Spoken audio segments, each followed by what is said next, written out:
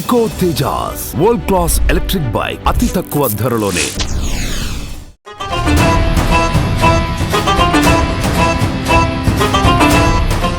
ఛత్రపతి శివాజీ మహారాజ్ కుమారుడు శంభాజీ మహారాజ్ లైఫ్ స్టోరీని బేస్ చేసుకుని తీసిన చావా హిట్ టాక్తో రికార్డ్స్ని కొల్లగొడుతుంది. ఈ సినిమా చూసి శంభాజీ మహారాజ్ని ఇన్ని హింసలు పెట్టారా అని థియేటర్స్లో భావోద్వేగానికి గురవుతున్నారు ఆడియన్స్. కానీ హిస్టరీ పరంగా చూస్తే శంభాజీ మహారాజుని సినిమాలో చూపించిన దానికన్నా దారుణంగా 15 రోజుల పాటు హింసించి హతమార్చారు.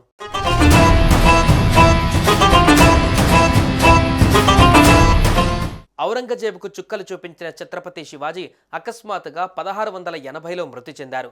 ఆ తర్వాత రెండవ ఛత్రపతిగా పగ్గాలు చేపట్టిన ఆయన పెద్ద కుమారుడు శంభాజీ మరాఠా సామ్రాజ్యాన్ని 1680 నుండి 1689 వరకు 9 ఏళ్ల పాటు కాపాడుతూ వచ్చాడు.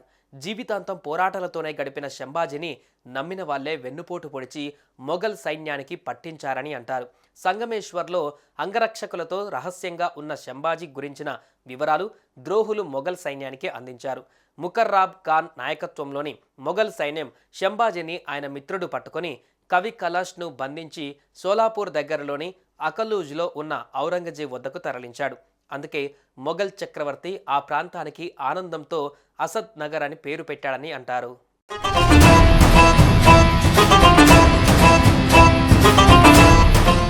శంభాజీ కంటే ముందు మొఘల్ సైన్యం పట్టుకున్న బీజాపూర్, గోల్కొండ సుల్తాన్లకు ఇచ్చిన మర్యాద కూడా శంభాజీ మహారాజుకి ఇవ్వలేదు ఔరంగజేబ్.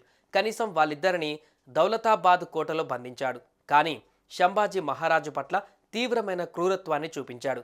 శంభాజీ అతని సలహాదారు కవికలాష్ను ఔరంగజేబ్ సేనాని ముకర్రాబ్ ఖాన్ సంగమేశ్వర్ వద్ద కుట్ర చేసి బంధించాక వారిని ఒంటెలకు కట్టేసి రాళ్ళు పేడ విసిరి అవమానించారు. మరాఠా సామ్రాజ్యంలోని కోటలన్నిటినీ తనకు స్వాధీనం చేసి మతం మారితే శంభాజీని వదిలేస్తానని బేరం పెట్టాడు మొఘల్ చక్రవర్తి. తన గొంతులో ప్రాణం ఉండగా మతం మారనంటూ శివుణ్ణి కీర్తించాడు శంభాజీ. దాంతో వారిని 40 రోజుల పాటు జైల్లో ఉంచి చిత్రహింసలు పెట్టారు. కనుగుడ్లు, గోర్లు పీకారు. బతికుండగానే చర్మం ఒలిచారు. ఏం చేసినా మతం మారనని, ఒక్క కోటను కూడా స్వాధీనం చేయనని ధైర్యంగా చెప్పాడు. చివరకు మార్చి 11, 1689న అసువులు బాశాడు. అంతటితో ఔరంగజేబ్ కోపం చల్లారలేదు. శంభాజీ శవాన్ని ముక్కలు ముక్కలు చేసి నదిలో పారేయమన్నాడు. అక్కడికి దగ్గరలోని వధు గ్రామస్తులు నదిలోకి దిగి శంభాజీ శరీర ఖండాలను వెతికి దొరికిన వాటిని అతికించి ఘనంగా అంతిమ సంస్కారాలు జరిపించారు. చరిత్రలో నిలిచిపోయిన శంభాజీ హత్య ఇప్పుడు చావాతో ప్రేక్షకులను కంటతడి పెట్టిస్తున్నాయి. తండ్రికి ఛత్రపతి బిరుదు ఉన్నట్టే శంభాజీని ధర్మవీరుగా గౌరవిస్తారు.